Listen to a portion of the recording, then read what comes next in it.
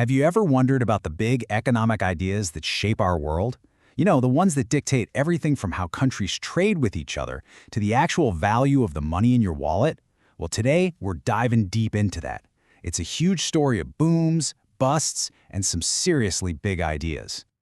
Seriously though, this was the question. After decades of pure economic chaos and a world war on top of it, this is what the world's leaders were desperately trying to figure out in the middle of the 20th century.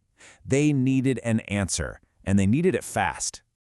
So, picture this. It's 1944. The world is in shambles. A group of delegates from 44 different countries gather in a quiet hotel in a place called Bretton Woods, New Hampshire. Their mission?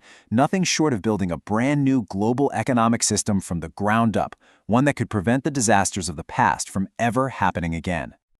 But, to really get why their solution was so revolutionary, we first have to understand the problem they were facing. And to put it mildly, the world they were trying to fix was, well, it was completely broken. The period between the two world wars was just a total free-for-all. The old gold standard, which had provided some stability, was gone. Instead, countries started a race to the bottom, deliberately devaluing their own currencies just to get a temporary edge in trade.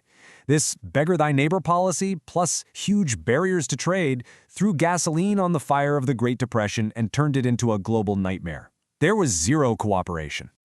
And right into the middle of all this chaos steps one of the most influential economists ever, John Maynard Keynes.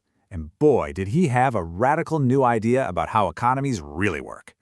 For a long time, the common belief was that economies are self-correcting. You just leave them alone and they'll fix themselves. Keynes came along and said, nope, you've got it all wrong. He argued that the real engine of an economy is total spending, what he called aggregate demand. And when that spending dries up, it's the government's job to step in and turn on the spigot. This quote right here, it gets to the absolute heart of what Keynes was talking about. He's saying that recessions aren't some act of God. They happen for a very simple reason. People are saving more money than businesses are willing to invest. That creates a huge gap in spending, and that gap leads directly to people losing their jobs. So the logical next step is someone has to fill that gap. And this was his big idea for how to do it, the multiplier effect. It's pure magic. Let's say the government spends $1 building a bridge. That dollar is paid to a construction worker. Now that worker takes her new income and goes out and spends some of it at the local grocery store.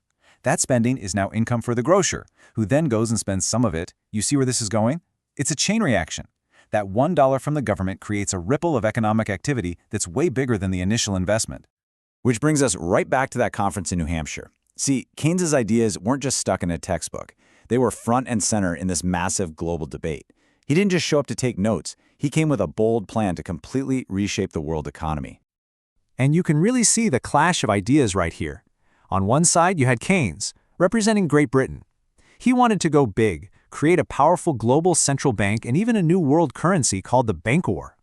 On the other side was the American plan, led by Harry Dexter White. It was way more cautious, proposing a smaller fund that relied on existing currencies, especially the US dollar. It was a real battle of visions for the future. So who won? Well, in the end, the American plan pretty much carried the day, but the result was still a historic compromise. The conference created two institutions that are still the pillars of the global economy today: the International Monetary Fund, or IMF, to keep currencies stable, and the World Bank to help finance rebuilding after the war. The system they built really did kick off an incredible period of stability and growth. For about 25 years, the whole world's currencies were tied to the US dollar, and the dollar itself was tied to gold. It worked for a while, but there was a fatal flaw. The US printed too many dollars and couldn't back them all up with gold. So in 1971, President Nixon cut the cord, and the whole system came crashing down. So the big question is, does this kind of government intervention, this Keynesian idea, actually work in the real world? To see these theories in action, let's zoom in on one country's fascinating story, Japan.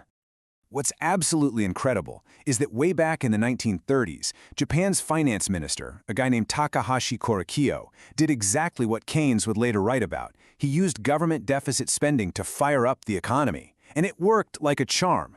Japan bounced back from the Great Depression years before the US or Europe did. Okay, but now fast forward to the 1990s. Japan's economy is riding high.